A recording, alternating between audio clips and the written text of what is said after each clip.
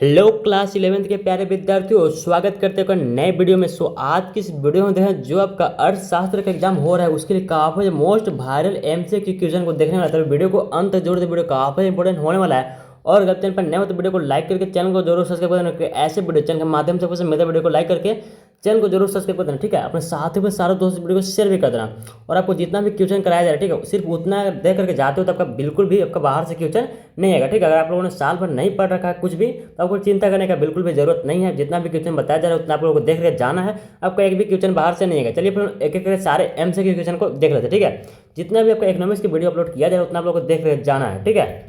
चलिए हम लोग एक एक करके सारे प्रश्नों को देख लेते हैं। हम लोग 40 मोस्ट वायरल एमसीक्यू क्वेश्चन को देखने वाला है, ठीक है। देखो सबसे पहला प्रश्न बोलता है हमारा जीवन के सामान्य कारोबार वाक्यांश से क्या तात्पर्य है। तो क्या तात्पर्य है? मनुष्य का सामाजिक कार्य, मनुष्य का धार्मिक कार्य, मनुष्य का आर्थिक कार्य, मनुष्य का मनोरंजन कार्य। तो क्वेश्चन नंबर फर्स्ट का जो राइट में हो जाएगा वो जाएगा ऑप्शन नंबर सी, यानी कि मनुष्य का आर्थिक कार्य बिल्कुल करेक्ट आंसर हमारा हो जाएगा। क्वेश्चन नंबर 2 बोलता है निम्न में से किसके अध्ययन का संबंध अर्थशास्त्र से नहीं है, ठीक है। उत्पादन का ये तो है, उपभोग का ये भी है, वितरण का ये भी है, सरकार का गठन। ऑप्शन नंबर डी सरकार गठन जो किसका, सरकार गठन का संबंध हमारा अर्थशास्त्र से नहीं है। ऑप्शन नंबर डी बिल्कुल राइट आंसर हमारा हो जाएगा, ठीक है। आगे देखो क्वेश्चन नंबर 3 बोलता है तो सांख्यिकी का जनक किसे कहा जाता है। आप लोग काफी जो मोस्ट इंपोर्टेंट क्वेश्चन बहुत बार पूछा गया है।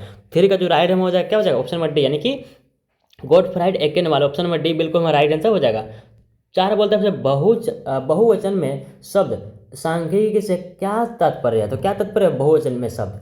तो क्वेश्चन नंबर 4 का जो राइट है क्या हो जाएगा, संख्यात्मक मान, आंकड़ा, सांख्यिकी तथ्य या फिर इनमें से सभी। तो क्वेश्चन नंबर 4 का जो राइट हो जाएगा वो जाएगा ऑप्शन नंबर डी, यानी कि इनमें से सभी बिल्कुल करेक्ट आंसर हमारा हो जाएगा।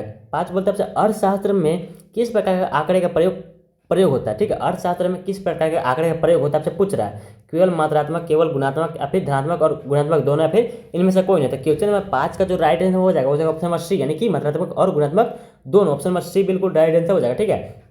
इस वीडियो को हम लोग 10 मिनट के अंदर खत्म करने का पूरा प्रयास करेंगे, ठीक है, ताकि आप लोग का ज़्यादा समय बर्बाद ना हो, ठीक है। ऐसे बर्बाद नहीं हो रहा, ठीक है, लेकिन फिर भी आप लोग का समय बचाना बहुत जरूरी है। अच्छा बोलता है आपसे संरचित या परिमित उत्तर प्रश्नों में उत्तर के विकल्पों की संख्या हो सकती है 1, 0, केवल 2 या फिर 2 या 2 से अधिक। तो आप लोग याद रखना क्वेश्चन में 6 का जो राइट हो जाएगा वो जाएगा क्या, ऑप्शन नंबर डी, यानी कि 2 या 2 से अधिक हो सकता है, ठीक है। ऑप्शन नंबर डी बिल्कुल राइट आंसर हो जाएगा।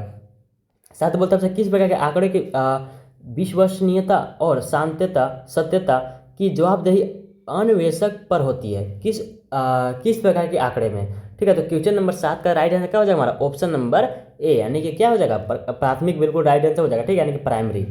क्वेश्चन नंबर 8 क्या बोलता है हमसे, आंकड़ा संग्रह के लिए सूचनाएं एकत्रित करने वाला व्यक्ति क्या कहलाता है। तो सूचनाएं एकत्रित करने वाला व्यक्ति जो कहलाता है हमारा क्या कहलाता है, ऑप्शन नंबर 8 का क्वेश्चन नंबर 8 का राइट हो जाएगा उसे हम लोग बोलते हैं अन्वेषक बोलते हैं, ठीक है। आप लोग प्रेक्षक भी याद रख सकते हो। ऑप्शन नंबर सी बिल्कुल राइट आंसर हो जाएगा।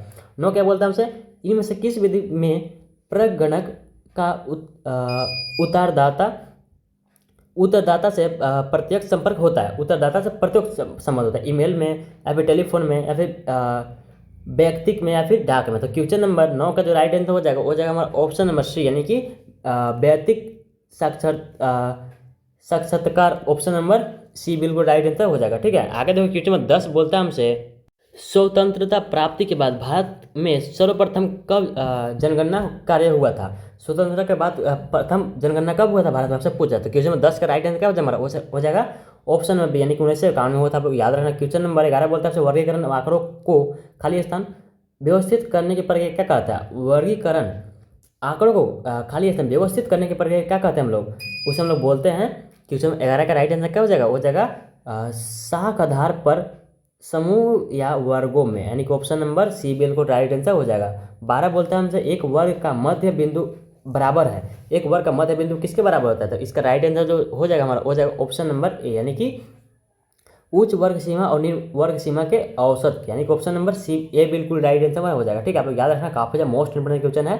13 बोलता है बारंबारता वितरण में अपरिष्कृत आंकड़ों को खाली स्थान चर में वर्गीकृत किया जाता है। किसमें किया जाता है, तो हम लोग करते हैं इसे जो वर्गीकृत इसे हम लोग करते हैं मात्रात्मक, यानी कि ऑप्शन नंबर बी बिल्कुल राइट आंसर हमारा हो जाएगा, ठीक है। आगे देखो 14 बोलता है निम्नलिखित में से कौन चर संतत चर का एक उदाहरण है, ठीक है। तो क्वेश्चन में 14 का जो राइट आंसर हो जाएगा ऑप्शन नंबर, यानी कि क्षेत्रफल बिल्कुल करेक्ट आंसर हमारा हो जाएगा। 15 बोलते हैं आपसे मिलान चिन्ह की गणना कितने समूहों में की जाती है, कितने समूहों में की जाती है गणना। तो मिलान की चिन्ह का जो गणना हम लोग करते हैं, हम लोग कितने समूहों में करते हैं, हम लोग 5 समूह में करते हैं। ठीक है, ऑप्शन नंबर डी बिल्कुल राइट आंसर हो जाएगा। ठीक है, 16 बोलता है आपसे बिहार के एक शहर में 8 सितंबर 2005 को पेट्रोल तथा डीजल की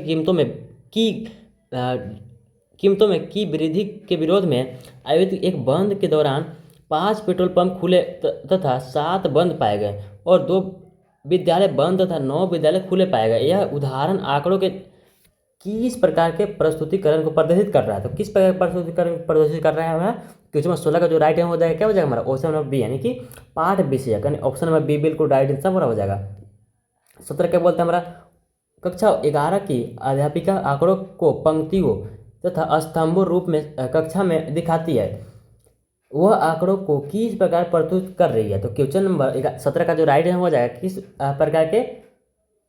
किस आंकड़ों को किस प्रकार के प्रस्तुत कर रही है। तो क्वेश्चन नंबर 17 का जो राइट आंसर हो जाएगा किस प्रकार का सारणीकरण, यानी ऑप्शन नंबर सी बिल्कुल राइट आंसर हो जाएगा। ठीक है, आगे देखो क्वेश्चन नंबर 18 बोलते हैं हमसे, सुमित पिछले 10 वर्षों की अवधि के दौरान एक विद्यालय में अध्ययन करने वाले विद्यार्थियों की संख्या को सारणीबद्ध करता है। सुमित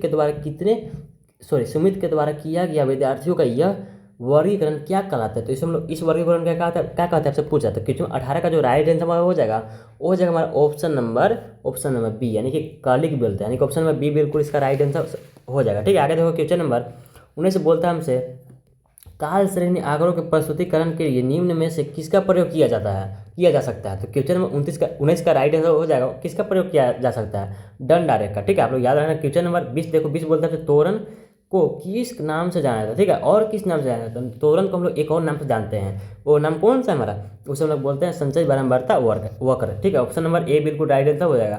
एक ऐसे बोलता है हमसे, भारत में प्रथम आधिकारिक जनगणना कब प्रारंभ हुई थी। ठीक है, हमसे पूछा भारत में प्रथम, तो ये जो राइट आंसर हो जाएगा क्वेश्चन 21 का हो जाएगा हमारा कब 1821 में हुआ था। ठीक है, आप लोग याद रखना। क्वेश्चन नंबर 22 बोलता है ब्रिटिश काल में भारत की राष्ट्रीय आय की गणना का पहला प्रयास किया गया था, किसके द्वारा किया गया था पहला प्रयास। तो हमारा राइट आंसर हो जाएगा इसका दादा भाई नौरोजी के द्वारा, ऑप्शन नंबर सी बिल्कुल राइट आंसर हो जाएगा। टेस्ट बोलता है आपसे, रेलवे ने भारत की अर्थव्यवस्था की संरचना को किस प्रकार प्रभावित किया है। तो किस प्रकार प्रभावित किया आपसे पूछ रहा है, तो लोग अब लंबी यात्राएं कर सकते हैं। ठीक है, ऑप्शन नंबर ए सही होगा।